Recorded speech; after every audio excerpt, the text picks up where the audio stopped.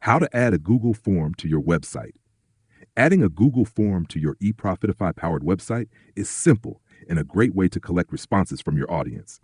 In fact, forms remain one of the most effective lead capture tools, with 74% of companies using online forms as their primary method for generating leads.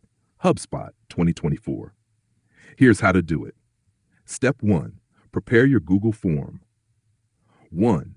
Ensure your Google form is fully published and ready to accept responses. 2. Get the responder link.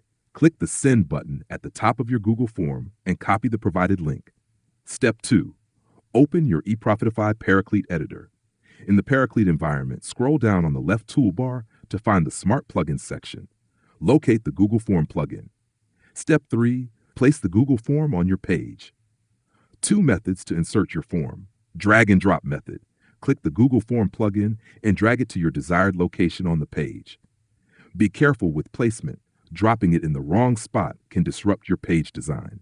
If this happens, you can click the Remove Element red bin icon on the top right of the form, click Undo from the top controls, or press Ctrl-Z, keyboard shortcut for undo. Red plus button method recommended. Locate the section or element under which you want to place the form. Hover your mouse over it to reveal the red plus button at the bottom. Click the plus sign to open the floating toolbar, similar to the left toolbar. Scroll down to Smart Plugins and click the Google Form plugin. This method ensures proper placement without disturbing your layout. Step 4. Adjust the form's display. Sometimes only the top part of the form may be visible in the Paraclete editor. To fix this, 1. Click on the Google Form element. 2. Go to the Styles tab on the left toolbar. 3. Scroll down to Size Settings. 4. Set a minimum height. For example, 400px is a good start for most forms. You can adjust to 300px, 500px, or more, depending on your design needs. 5. If the form is long, the section will automatically become scrollable. Note, scrolling won't work inside the editor because the form is rendered directly from Google. Check the live site after publishing. Step 5. Publish and test. Click Insta-Publish to make the form live.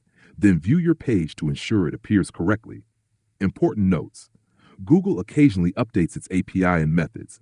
If any issues arise, the eProfitify team will promptly adjust the system to maintain compatibility.